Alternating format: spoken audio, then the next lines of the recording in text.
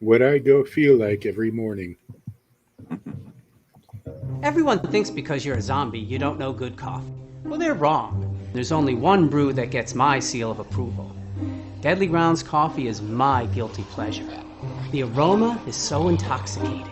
It brings all of my neighbors out of the woodwork. Deadly Grounds coffee. Coffee to die for and zombie approved. It's good to get a little deadly. Use the front door! Oh, they're so disgusting.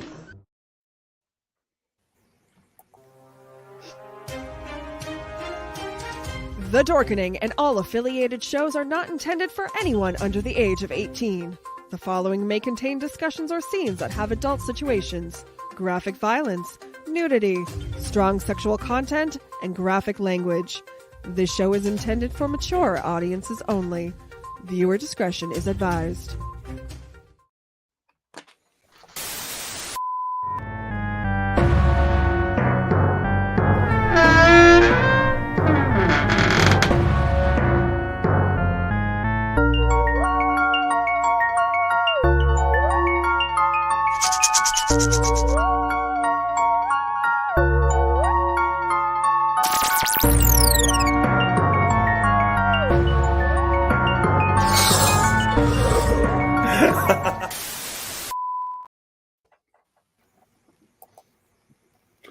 Greetings and salutations, everyone. Welcome to the Tomb of the Terrible. And I am your Uncle Necro. As always, tonight I am joined by Raz T Slasher, Friday in Chaos, Pyle Hazard, and Ron. And tonight we are... I am just very pleased as punch to tell you that tonight's movie is the 1993 movie Freaked. You may not have heard of this movie. Not a lot of people have. But the movie goes, Embattled Corporation, Everything Except Shoes, or EES, hires celebrity Ricky Coogan to serve as its spokesperson amid a spate of reports that the company uses a toxic substance in its products it actually manufactures. Ricky travels to South America to dispel the rumors, but instead he stumbles upon an oddball amusement park run by the demented Elijah C. Skuggs. It turns out that Skuggs is using the substance in EES products to turn humans into grotesque mutants. This movie, let me bring up the Wikipedia article if it's to be trusted. It was originally conceived as a low-budget horror film featuring the band Butthole Surfers. It went through a number of rewrites, eventually developing into a black comedy set within a sideshow, which was picked up by 20th Century Fox for a feature film. And after several poor test screenings and a change in studio executives who then found the film a little too weird, the film was pulled from a wide distribution except for Australia and Japan, and only played in 2 screens in the United States. Its budget was $12 million. And the box office was just above 29,000. So, Raz, I know you've seen this many, many times. What was your first impression upon seeing this movie? The first time I saw this movie, I was a child. It had been out for probably less than a year when I saw it on complete accident. Okay. I was completely enamored with it, man. Like, it started off as the whole talk show angle that it kind of has. They tell their story. Like, I thought my mom was watching like Geraldo or something, or some talk show when I came in and sat down and started watching the movie. And then it became a movie, and I could not stop watching it. I was literally on the floor in front of our big wooden console TV, just like this. I did not speak. I did not move. I did not laugh, nothing, until that movie was over. And then it still took like 20 minutes probably for me to digest at least everything that I saw. And then it quickly became one of my favorite movies of all time. And my mom bought it for me on VHS that year. And I wore it out probably more than a dozen times. And to this day, I still watch it at minimum 1 time a year. Wow. Yeah, it's one of my favorite things ever made. I'm not... Correct me if I'm wrong, but I'm pretty sure this did not get a DVD release. I think it was retranslated and put out on DVD over the years because it was. Okay. I'll double check, but I think it did. Okay. I have Yeah, the yeah, DVD cover. Yeah, it got Okay, DVD okay. and Blu-ray re-releases. Okay. Well, the early 90s were a weird time, people. I lived through it. Most people think of this as the rise of grunge and bands like Pearl Jam and Nirvana and everything. And no, there was a weird side that was populated by, say, this little band called Green Jelly came around. Gwar became, they were popular before, but they really exploded in the 90s. And let's not forget Pee-wee's Playhouse. I got a strong vibe from that, like a really, really weird, twisted, dark version of Pee-wee's Playhouse in this movie. But Jenny, was this, you said you've seen this many times yourself. When did you first see this? Probably about the same time Raz did, a year after it came out. Okay. Usually that's when they started putting it on movie channels. And then I also watched it just about any time it came on the TV. And probably I think we had our own VHS as well. And I saw it a few times that way as well. You see, this was my first time watching it. I've heard about it. It was legendary in the underground. It was always talked about. I've just never been able to see it. It's on YouTube streaming right now. Is probably the only way you can actually see it without. I don't know how much it goes for on eBay for a copy of the VHS or the DVD or whatnot. But yeah, this is my first time watching it. I'm thinking, how did this go under my radar? Because I'm surprised it did, to be honest with you. Because again, I've heard of it, but I was never able to see it. And I grew up with, staying overnight with my grandparents. They had Cinemax, which, opened me up to a lot of underground B movies. But Pyle, have you seen this before? I have encountered it once before. Okay. And I totally forgot I even watched it until rewatching it, and then I'm like, I remember this. Don't remember why, don't remember when, don't remember who thought it would be a great idea to watch it, but yeah, I enjoyed it a second time. Oh wow. Okay. Ron, have you seen this before? I did not remember it, but then after seeing that it had Alex Winter and Randy Quaid, it sparked something in my memory that tells me I had seen it before in the early 2000s. I vaguely recall it, but for the life of me, after watching it this time, I could not remember the movie. So I don't think it made that big of an imprint on me, although I was fairly certain I had seen it before. Okay. Yeah. Okay. Wow. Getting into the meat of this, Alex Winter, you might remember him as one part of Bill and Ted's Excellent Adventure and Bogus Journey, and also as one of the vampires in the classic The Lost Boys. Randy Quaid, knowing what we know now of him, I was wondering if he was just method acting at this point. Honestly, because essentially it's your basic story.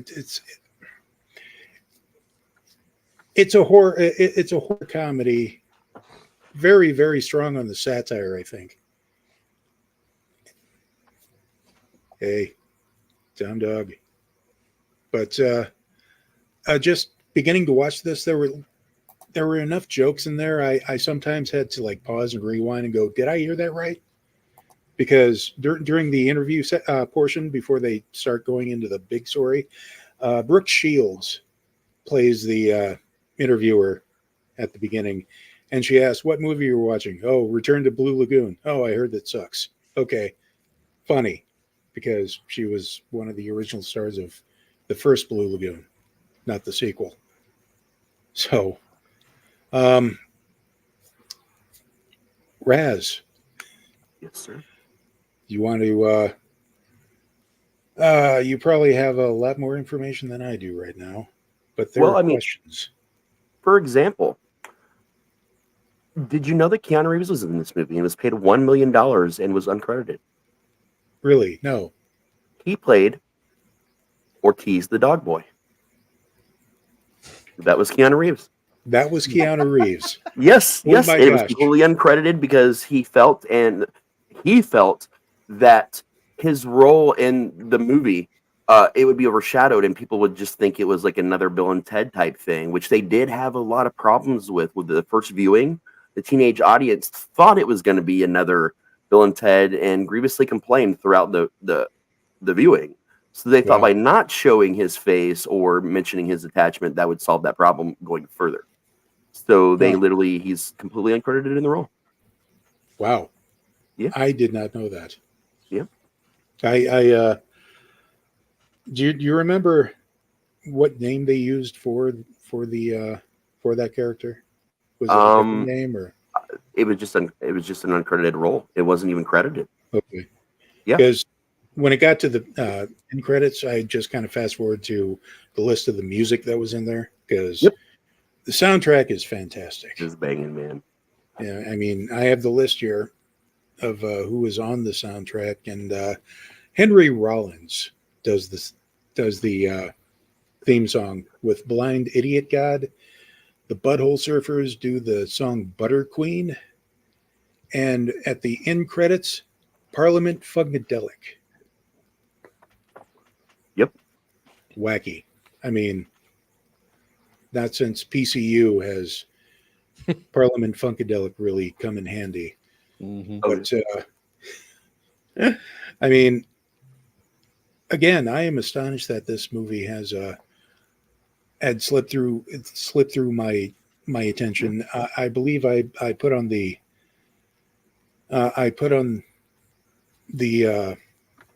message board that this is the greatest movie that no one ever saw, and knowing that two movie screens was showing at two movie screens, that explains everything. Mm-hmm. So, Raz, you had there was Mr. T. Yeah, with Mr. T on the set. He was going through a pretty tough time in his life, actually, when they were filming this movie, and he agreed to do the movie. And he actually had a miniature nervous breakdown on set towards the end. They had 3 days left to film, and he had to leave. He just literally, he left the production. He left. He poofed, and they had to hire a stand-in. Specifically in one of the cage shots during the battle between Huge Stewie and Ricky, Mr. T was unavailable, so they actually just kind of used a stand-in and had Lee Ironberg do the voiceover for him. Wow. Yeah, so there was a weird issue with that. There was some minor issues also with Brooke Shields. She really wanted to do the film, but it was like kind of an odd time for her. And many audience test members were not happy that she was in the film, including at one point during the initial viewing of the film, someone actually screamed out "fuck you, bitch" when it showed her on the screen. Yeah, like dead serious. Wow. Like, yeah. Wow. So there was issues with some of the marketing and stuff, which she did a decent job, you know. Yeah. Another weird thing is that the original producer of this film was fired for making too many weird films. Yet the studio still went forward with this movie with a new producer. What kind of weird films are we talking about? I'm not entirely sure on that because I cannot find the name of who the original producer was supposed to have been. It's something that Alex Winter's talked a lot about. I think he's maybe said the first name or something like maybe once or twice, but he just says the original producer. And I also think maybe that original producer didn't want his name out there, that he got fired, before making the movie. Yeah, the original producer was Tim Burton. Because this looks like a fever dream he would have had. Yeah. Especially when they get to the actual freak show park, the giant head. And should we bring up the eyeballs? Man, Jamaican eyeballs. those Jamaican eyeballs are nuts. But that entire set that you see, though, when you go to the area where Randy Quaid is, The entire fucking thing was actually based on a series of actual sideshow attractions all across America, predominantly odd things that you would see up and down Route 66. So they took a lot of that inspiration when they made the whole set for that, which definitely comes across with the big signs and the lights and the weird sideshow attraction vibe. Yeah. I don't know about you guys, but yeah, a lot of the set, they did pay attention to a lot of the set, let me tell you. I mean, jokes aside, like some of the stylistic choices they went, obviously somebody had to have been a big fan of Doctor Who, because the Freak Shack, it's bigger on the inside. We've used Bob Villa then Bob Villa shows up immediately. I think that was Bob Villa, but Or look-alike. I think couple of it's a times. look-alike. But there's also like when he first tries to make an escape dressing like the milkman, he's taken to Randy Quaid's house, which looks all dilapidated and about to fall down from the outside, but inside it's your typical suburban, 1980s style, really nice interior decoration. Which, okay, that's funny. Pyle, you wanted to say something about the Hollywood Squares? I always enjoyed the Hollywood Squares. Yes. And they have a beautiful reference to this in this movie. And the center square that everybody always wants to get is a skeleton. Is Paul Lind. The way that entire thing was played, just absolutely, I thought it was hilarious. I was laughing my head off. My daughter came running in and said, "What are you laughing at?" And I said, "Watch this." And she looked at me and she goes, "It's not the poop monster." And walked away. It was a great way to introduce all the other freaks that were in the movie. Right. But Braz, you're saying that Nicholas Cohn played Bob Villa? Yep. He played just sort of they were making fun of Bob Vila and couldn't get Bob Vila, obviously, or they didn't even try, so they just had one of their own people pretend to be him. It would have been awesome if they did, though. It would have been awesome for Bob Vila. Yeah. I mean, hey, I have a sense of humor too. But oh my gosh! But yeah, the Hollywood Squares thing is, and that had to be. I don't know if who is the voice of the cow, the cowboy, the literal cowboy. I just saw this. Let's see here. I just had this pulled up for that. Yeah. It wasn't Slim Pickens himself, was it? I'm trying to remember. Let's see here, Kevin. I feel like he was. The cowboy was John Hawkes. John Hawkes. Okay.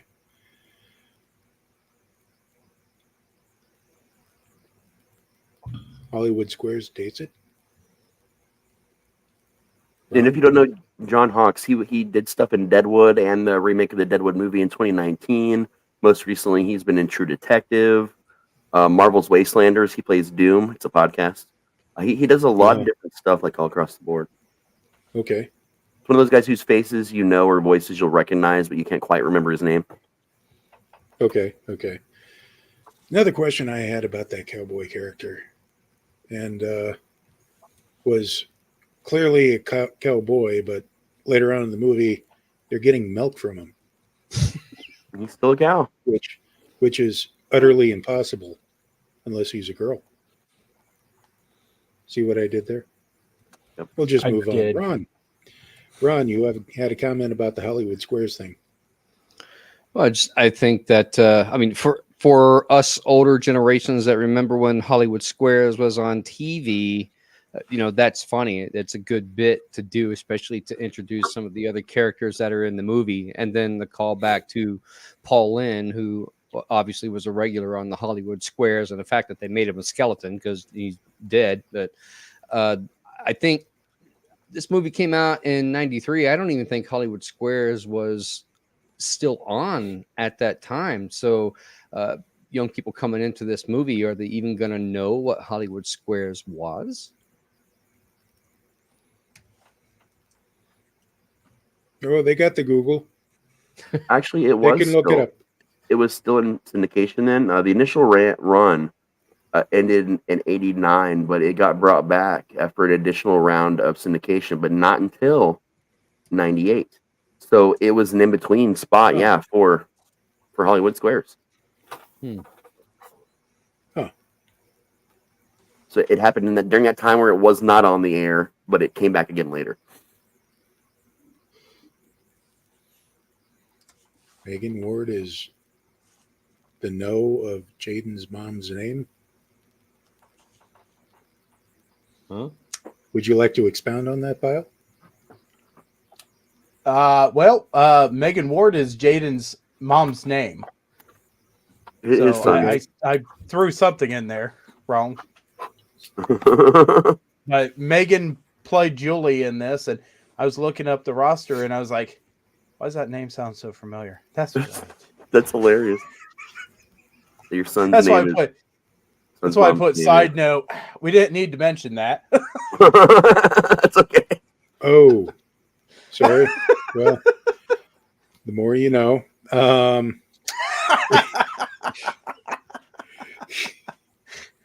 Well, moderators be moderating. But like, did anybody else have any, particular thoughts about the movie?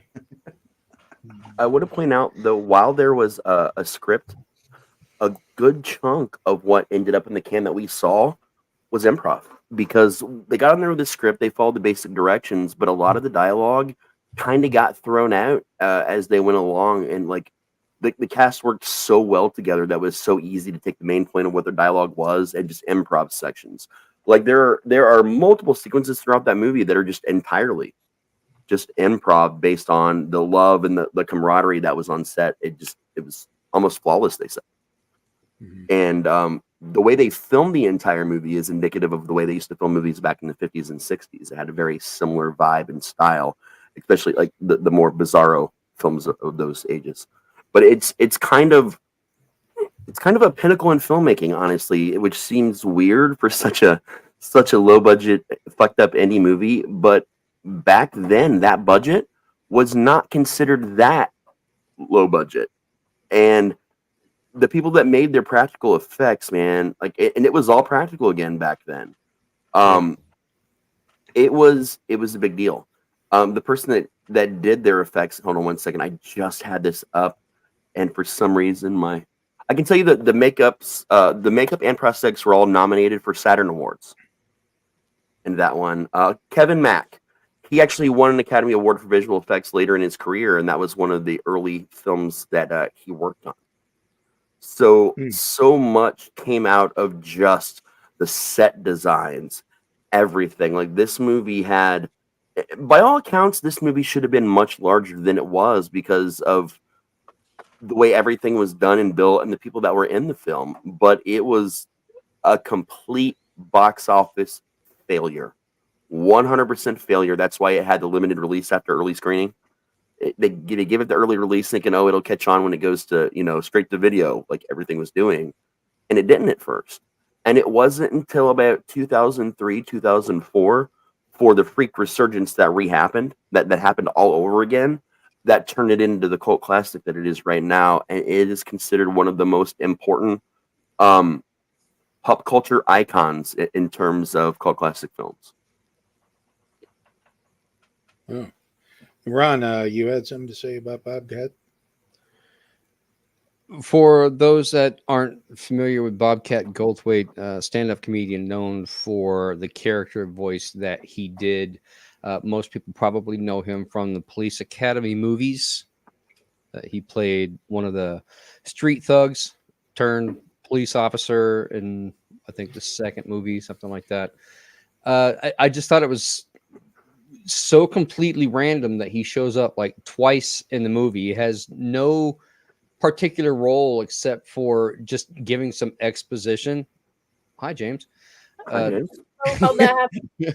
I have no idea how that happened. It wasn't me this time. I didn't And touch back. anything. Dude,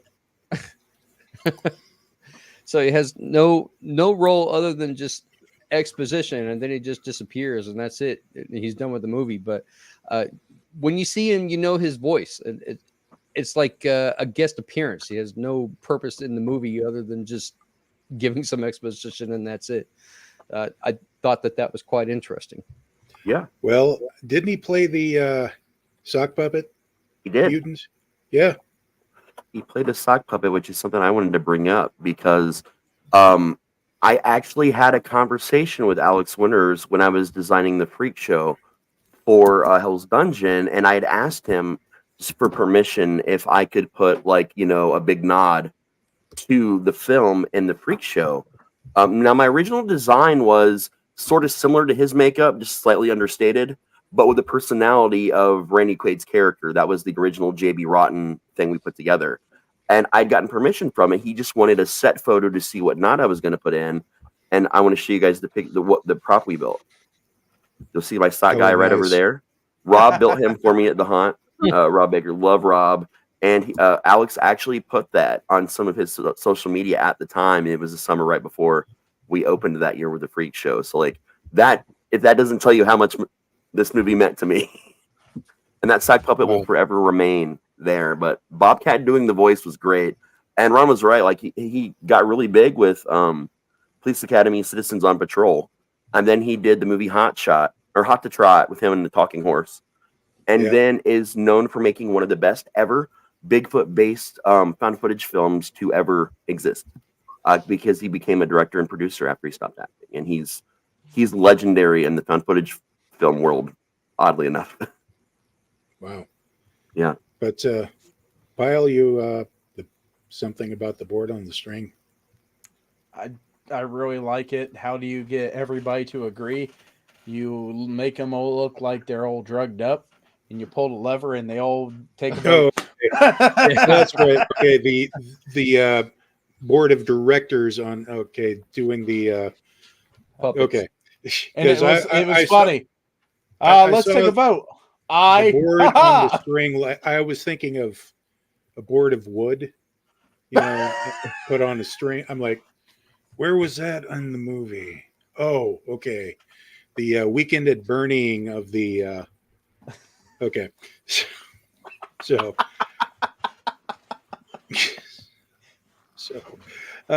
Jenny, you have a favorite freak there?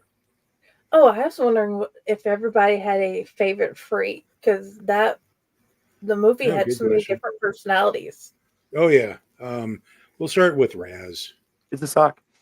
Hands Sock, down. okay. And the funny thing about the sock is when they pull the sock off, there's a hand underneath it.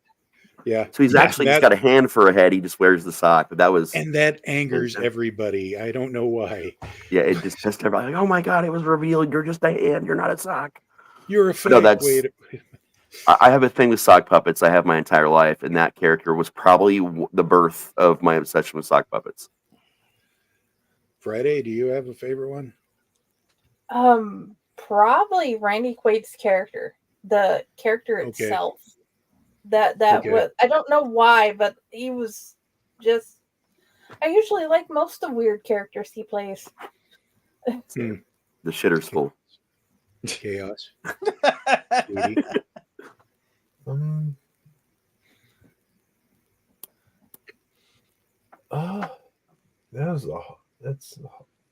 I'd probably have to go with Raz with Sock Boy. It was never my thing. Yeah. Yeah. Was that jelly or ketchup? That was anyway. Pyle, And his name was Sockhead, by the way. I just looked it up so I can remember. I really liked Worm. I don't know why. I just really like that Worm. He just and he didn't get a turn back. He's the only one that stayed a freak because he didn't like the food that they put it in. He didn't like macaroons. Yep, that's what it was. Could you wipe my butt, please? The whole time. It's just the thing he misses the most. Ron, did you have a favorite? I did. I thought the worm was funny, but it reminded me a lot of Pink Floyd The Wall, which I thought was kind of hilarious. Now I'm wondering if Ortiz, the dog boy, might be my favorite just because I'm finding out that it was actually Keanu Reeves. I think that's quite interesting. I'd have to go, I don't know, with either the cow or Mr. T for reasons. For the cowboy, I keep wanting to see in my head, like when the big fight breaks out, I wanted to see the cow doing kung fu, like in Kung Pao Enter the Fist. I really wanted to see the cow doing kung fu because that would have been hilarious. And Firing off milk shots. Yeah, I think both of these movies came out around the same time. I'm fairly certain Kung Pao came out around the same time. But for Mr. T, I liked his character just because he's still Mr. T, but it's kind of a side that you would never normally see, the more effeminate side and the hair care and all of that. And it just adds a new aspect to his personality that he would agree to play a character like that. And I really like that. Oh yeah. Yeah. But Oh my God, Raz. Sorry, but it's valid. That's true. Keanu Reeves plays a movie where he's a dog character, but in John Wick, his fucking dog gets murdered, and that's like the entire plot of all the movies, his dog. Right. And I'm wondering if that was an homage to his band Dogstar. Maybe. Who knows? Could be. Kung And Pao Kung did Pao come actually out- came out in 2002. Yes. But they do have similar vibes. I feel you on that. They have very similar vibes. It might have been just that I saw both of the movies around the same time. Yep. If you're hearing us right now talk about this movie and you're kind of on the fence, believe me, everything we talked about is barely scratching the surface because we're talking about like the actual freak shows that they put on in there. Like there's a scene where Mr. T plays the bearded lady and his performance is he's giving beauty tips And to everybody Where and people are like taking notes yeah. and just and you know there's this kid who is like the main character's soulmate, I guess, and he's going around trying to, and there's a sequence where he's going to various publications to, we must save him, and he's always tossed out of the glass door, and the very last place that actually takes the story, he's like, no, I can find my way out, and he throws himself out the actual door. It's freaking hilarious. And yeah, the first 3 minutes, Pyle, you want to take that? So one of our people on here, I told her right. Yeah, guess which one. Anyway, one of our wonderful co-host on here, Dell, is usually on here, and I gave her a warning. The first 3 minutes, if you have seizures, skip the first 3 minutes because it is a mind twist. And I started watching this as soon as we got done watching the last movie and we figured out that this is what we were going to watch. I started watching this, and the first thing I said was, first 3 minutes, I would go through 3 in 10 seconds just to get you completely away from that entry, because the twisting of the colors, the different textures that are all twisting in this first 3 minutes, it actually was making my eyes hurt. But it was really cool to watch. Just sample. It was claymation too. Like it was fucking claymation, man. It was amazing. But yeah, and Henry Rollins and Blind Idiot God also did music on the intro. Yeah, right. I mean, it was a great intro, really well made. But yeah, if you have friends or if yourself have epilepsy or anything that could trigger that, either skip the first 3 minutes and go, skip past the intro. Just be warned that is in there. But we've come to the part now where we want to give our recommendations and the overall rating, starting over here with Raz, because he's on my left or right, or however you want to look at it. Raz, what do you give this, and would you recommend it to people? Because of the extreme attention to detail, the masterful creation of every piece of the set, the looks, the makeup, the soundtrack, which by the way also included Butthole Surfers, because we forgot to mention that. No, I mentioned him. Oh, did you? I'm sorry, I missed that part. Yeah. This is one of the rare movies that I will actually give a perfect score to.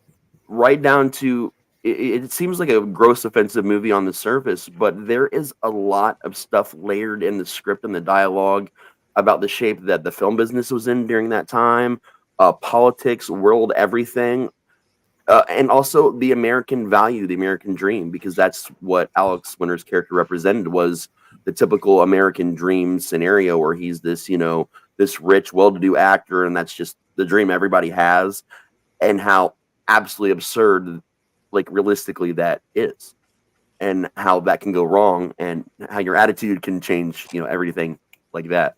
But I give it a 10 out of 10, man. A 10 out of 10, whatever we want to give it today. I'll go back to tires. 10 out of 10 tires. Okay.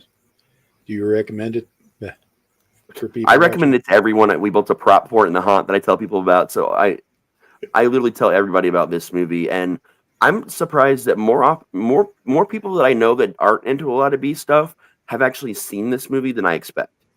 So it's the opposite for me today, where I find out so many people didn't remember it or were watching it for the first time, when a lot of people I know that aren't really into that kind of stuff tend to have at least seen it or heard of it. You know what I mean? So I recommend the fuck out of this movie to everybody. Okay. Jenny.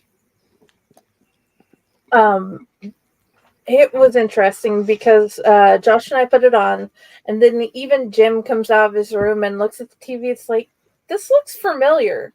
So I found out we all had seen it before, and I'd seen it so many times, and I do agree with Raz. It's one of those things where it's supposed to draw your attention to what's actually happening, but put a funny spin on it. And I love all the details. They put so many details in. They put so much love into the costumes. They put so much love into the characters. And it's just a really great movie. I love it. I've probably watched it so many times as a kid. And then due to way too many deaths, I forgot about it until recently. And then I'm like, why haven't I shown this to them before? But yeah, definitely. It's one of those few where I'm like, yeah, I agree. It's a 10 out of 10 chainsaws. And I'm glad it's something that Josh had seen before, and it's something we could have talked about while we were watching it. Yes. So, Josh? I really enjoyed the movie. I think the last time I saw it was, thinking back on it, was about 96. So it was a few years after it came out. But just the amount of really good actors in it.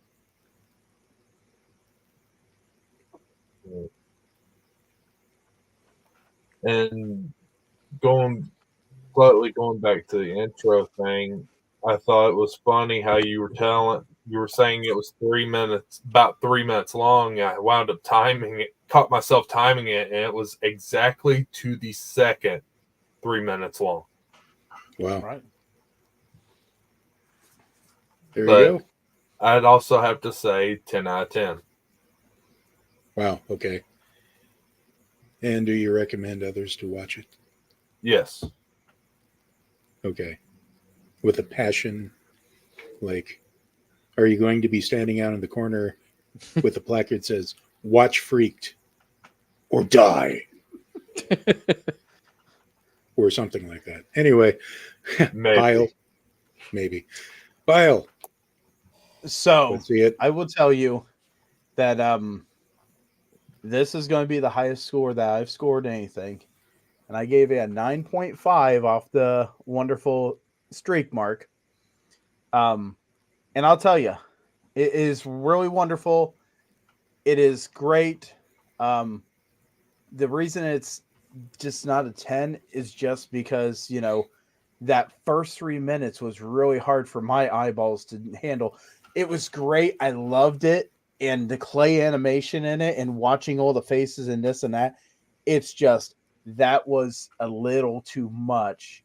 And if they would have backed that down just a hair, I think that would have been amazing. But I've already sent this movie, as soon as I got done watching it, I sent it to so many friends and I said, watch the first 3 minutes, just watch out for the first 3 minutes. And then once you get past the first 3 minutes, just watch it. I know you're going to look at me later on and go, what the heck did I watch?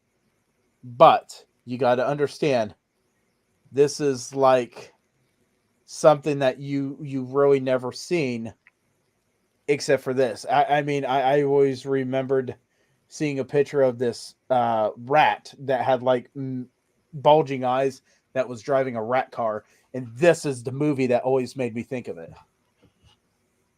Okay. So you've actually physically sent copies of the movies I have to other since people. It's, Wow. Since it's on YouTube, I Well, yeah, click, but copy, paste, click. you must copy, watch paste. this. You must watch this, Pastor. But yes. But Ron, what are your thoughts? Since Tomb of the Terrible is supposed to be all about the bad movies that nobody wants to watch, I was expecting the worst, but this movie is certainly not as bad as I was expecting it to be. In fact, it's not bad at all, and I'm surprised that it's on Tomb of the Terrible. It's a great fucking movie. I really enjoyed it. It is filmed like a trauma movie or a gore video, same kind of psychedelic colors, same kind of lighting, camera angles, the special effects with his freak makeup and squirting out pus everywhere. There's a lot of visual gags. There's a lot of quippy dialogue. There's a lot of jokes just spread throughout this movie. There's a lot of callbacks to jokes spread throughout this movie. It's just incredible writing. They got a lot of big name actors who certainly didn't need to do a movie like this. And it's one of those kind of movies that it could be bad for their careers, but then they look back on it and it's a lot of fun. So it's really not, which makes me wonder, people have been sleeping on this movie. If it cost $12 million to make and they only got $29,000 out of it, people are sleeping on this movie. It needs to be watched more because I think now so much time has passed. This movie needs a comeback. I really think this movie needs a comeback. People just pick it up again. I really think it could be more popular the second time around now that people are more in tune with these kind of movies and quirky comedy movies and weird makeup and all that kind of stuff. So yeah, I'm going to have to go with Raz on this one, and I'm going to give it a 10 out of 10 just because I thought it was a kick-ass movie. I love that kind of comedy. It reminds me of Weird Al, UHF, that kind of comedy, or maybe Airplane with Leslie Nielsen. It's sort of slapstick, sort of cerebral comedy. It's fucking great. Wow. So far we've got the consensus has been this is either the perfect or near perfect movie. I believe, let's see, it was Destroy All Neighbors that is the one that is the kind of the spiritual follow-up. It's a weird spiritual thing because Alex Winters he co-directed and starred in Freaked. But with this one and Destroy All Neighbors, he acts in it. He's actually one of the actors in such heavy makeup that you'll never know it's him, ever. I'll be surprised if you can point out which one is him. There's that much makeup. But he teamed up with Thomas Lennon from Reno 911 in the State and Jonah from Mystery Science Theater 3000, the current ones. So Wow. like this was kind of like a kind of an all-star cast of fucked up comedy, but they took a lot of the inspirations for a lot of the makeup, props, and setting stuff all from Freak, and even did some consults with the people that helped with Freak. So like if you like Freak and want something a little bit more modern, go to Shudder, or Shudder on AMC Plus is the way to do it. But it's out in a lot of places. It's actually a great movie, and it's playing also as part of a traveling festival along with Freak, Lost Boys, and a couple of other Alex Winter's, framed films. Because when he does a lot of these little, it's basically a tour that he does on and off. Even the Bill and Ted movies, like some of them will play at it. And he just travels literally all over the world, playing this selection of movies to either remind people that they're out there and generate more interest and love. And also when he does the new project, he adds that in as well. Wow. Hashtag give us money, Shudder. Yeah, and I think it's on Toon because it only made $29,000 out of $23 million, and was labeled as such a terrible, terrible flop that all the love it gets is literally in the cult world. Well, the question remains: who was the one that labeled it a flop? The corporation?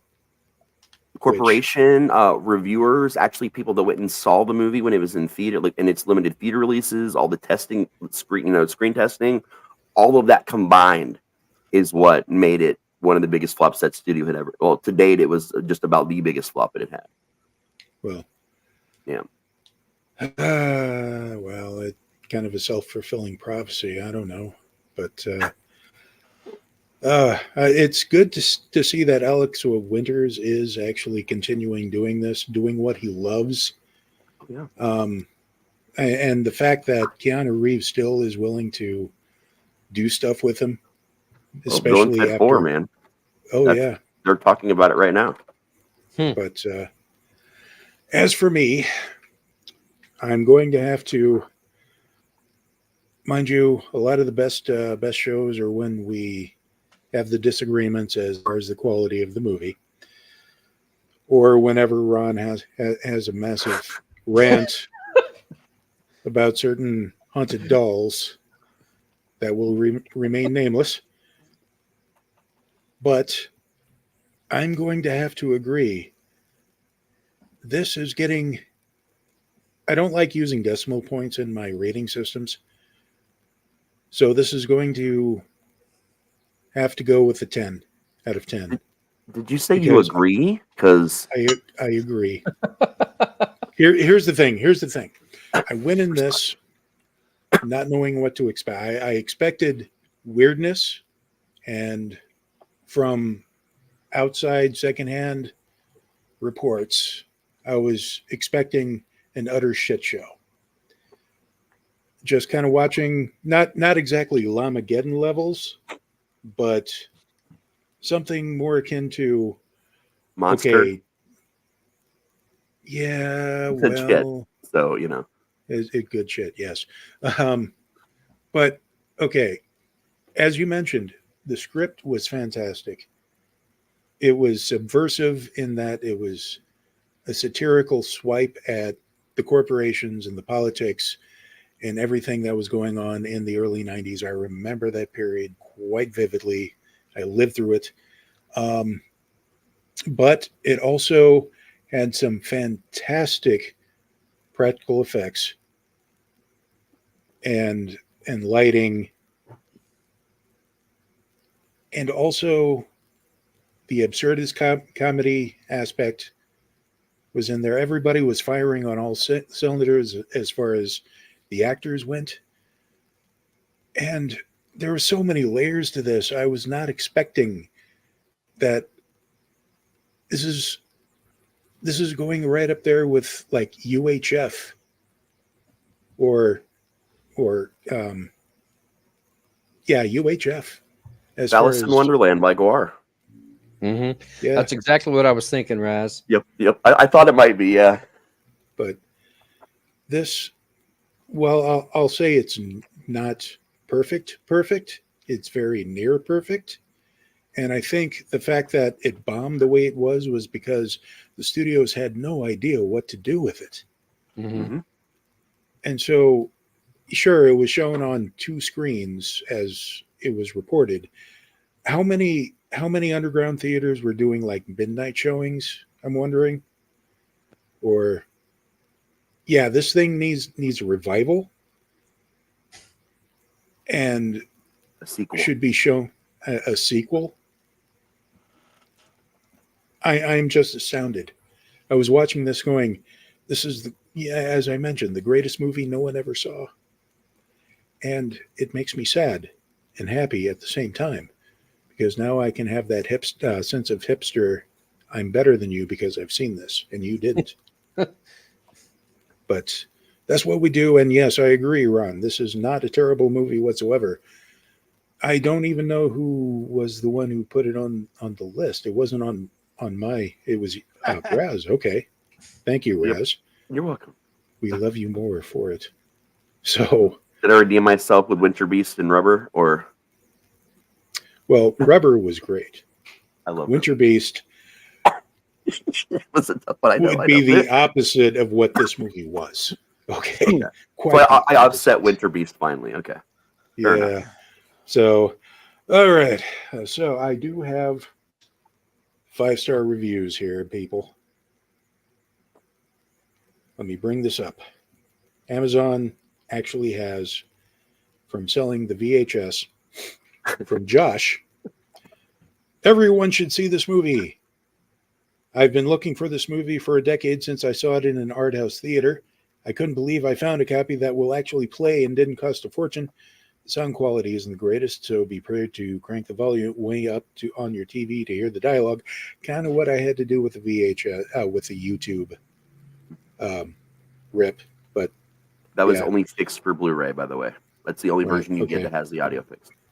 I did have to watch it with the subtitles on just to see what they were saying. So let's see. Those who ignore this film will stand knee-deep in the blood of their children. I love that. Despite being one of the most overlooked and unpromoted films upon its release in 1993, most of the cult following for Freak never saw the film until much later. This hysterical debut feature from Tom Stern and Alex Winter began life with plenty of promise, a funny script, 2 talented up-and-coming comedy directors, great ensemble cast, plenty of shock value, and even cross-promotion merchandising. Hideous mutant freaks action figures made their way to stores before the film's title was changed and are now considered valuable collector's items. Let's get on eBay, see what we're doing. But however, the film was shoveled into obscurity thanks to a change in the corporate leadership of 20th Century Fox. That explains everything. Now a Disney corporation. Little fan failure, yada, yada, yada. I can't believe I found it. I remembered a piece of this movie from childhood, and a friend on Facebook posted it, and I had to have it. It is as amazing as I remembered. Nostalgia at its finest. The last one I'm reading, Get Freaky. Of course. For me, Freaked is one of those movies you see once and can never forget it. The first time I saw this, it was the summer of 1994. I was 8 years old, and my parents still had HBO at the time. Years wanting it finally culminated in purchasing it on Amazon earlier this year.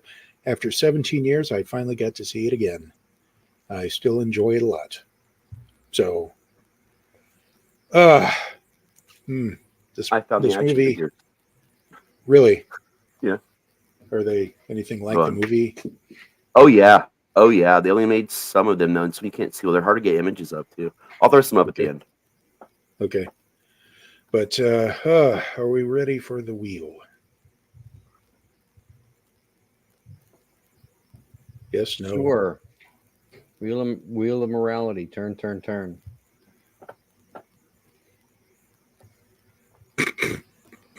Is Mr. T now a Disney princess? I forgot the wheel. I'm sorry. I'm trying to get it up. You're fine. Okay. I just uploaded a picture. Now these are in some bags. They're a little bit hard to see, but that's what they look like. Those are the ones. I think they might have done more than that, but I see the dog boy, I see the cowboy, the conjoined twins, and Alex Winter's character. But you can buy that, and that set of them is $2,000. Whoa! Because that is apparently the set. They only did they only did those. Wow. And that is Dogboy, yeah. But yeah, that is the full set that they made, and it's yep, 2000 or best offer. But you can get the cow for just like $100.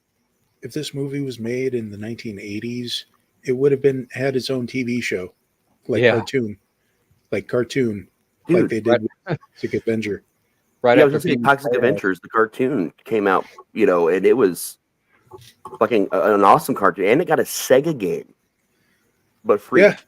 Who had a higher budget and was better all around. Although I love me some Toxie, was a failure. It just and the milkman, yes, it's just 12 milkmen on the same route, plausible. 13, too much.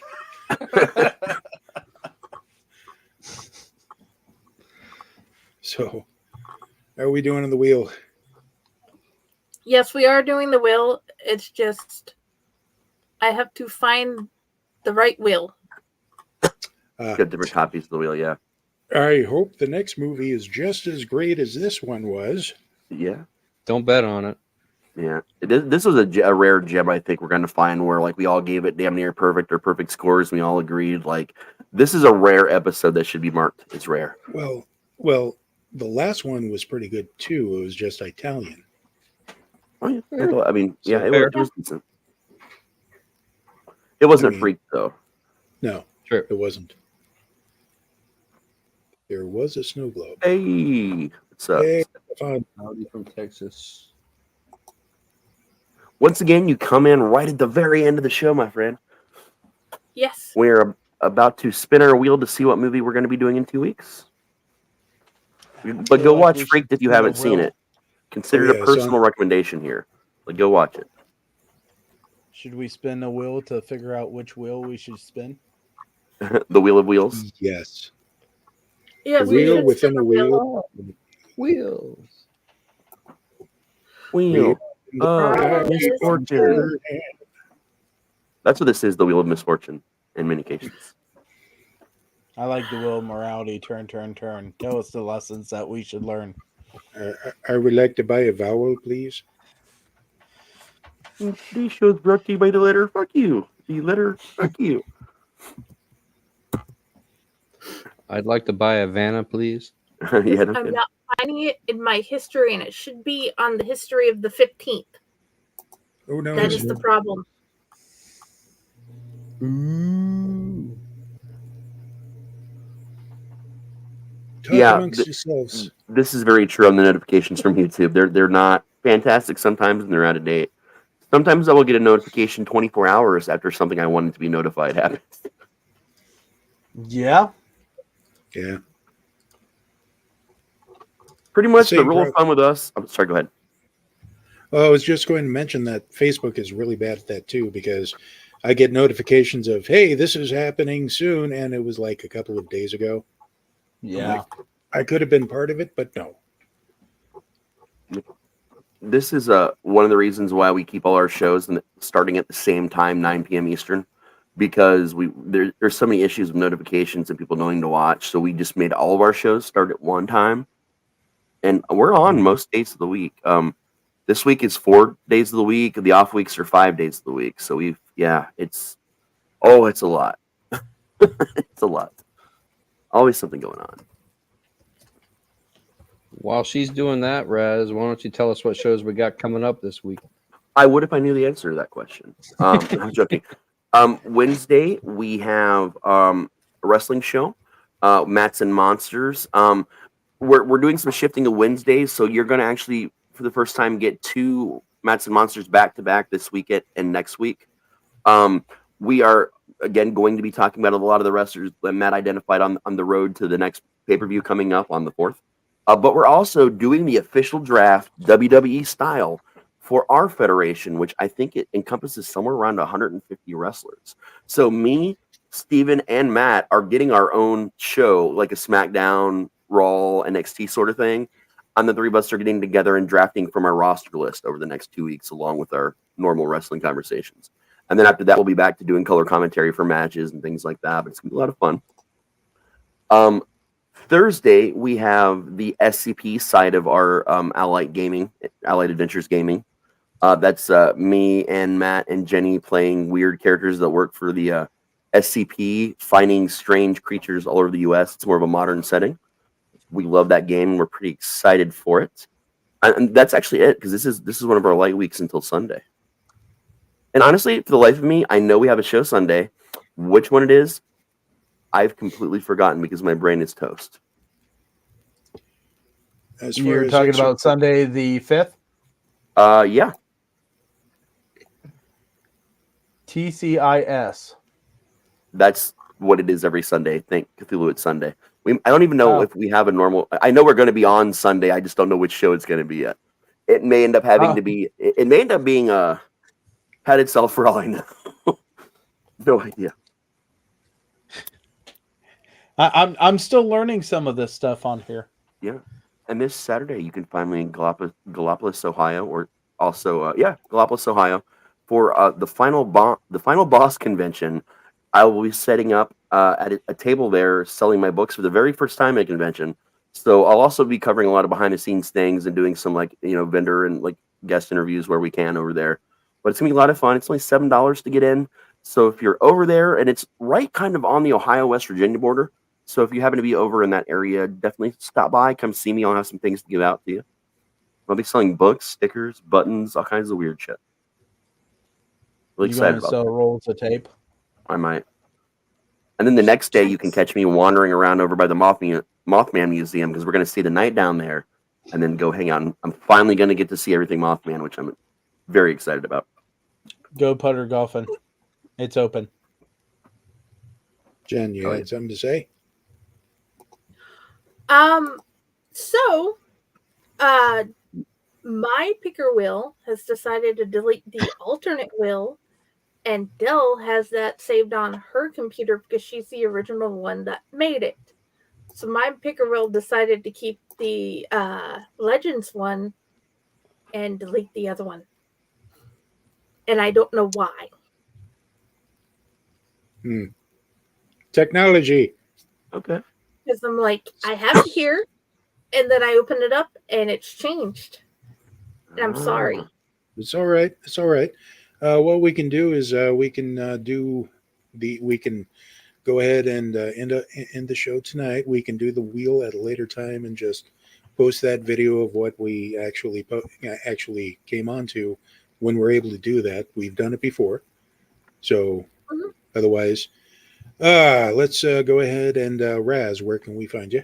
You can find me at raztslasher.com. Just type my name into search engine. You can find me on all social medias, where Jenny will be pretending to be me, and she's the #1 Raz cosplayer in the U.S., so she will handle you quite well. And also, every morning at your mother's house, I'm there for the pancakes. And if you were a sideshow freak, what sideshow freak would you be? I would. Oh man, I've already done that. I'm the half reptile guy that is a complete asshole. That's JB Rotten. That's my character for the Haunt for 2 years. Okay, Jenny, where can we find you? And if you were a sideshow freak, which sideshow freak would you be? Wow. Oddly enough, I put some thought into that one. I'm everywhere. I'm at Fakehor. I'm at Owlite. I'm apparently hiding at the Dorkening. I'm on Friday with the Library in the Blue Box, and I even have an author page, Jennifer Elliott. And I would be the bearded lady. Okay, Josh, same question. Find her, and I am the bearded walking corpse. Okay, Pyle, where can we find you, and which sideshow freak are you? So you can find me here on the Elliott Network. Every other Friday, you can find me here doing Chainer's Haunted Secrets. You can find me on Facebook, Pyle Hazard. And you can find me on TikTok unless it disappears. And what kind of freak show? I would want to be a lizard man. Again with the lizard man. I Is it the tongue? want a forked tongue. It is the tongue. Okay. I like to go, I'm a snag. Slippery little snag. Yes. You want a half? Okay. So, Ron, where can we find you, and what sideshow freak would you be? You can find me on my author page on Facebook, Ronald W Gillespie Jr. -author. I am also on TikTok, though I haven't made any videos lately. I do primarily martial arts content, so if you're into that sort of thing, you can look up my channel on TikTok. It's at Wolf Dojo, and you'll find me and all my martial arts content. If I were a sideshow freak, what would I be? In fact, I have already done this.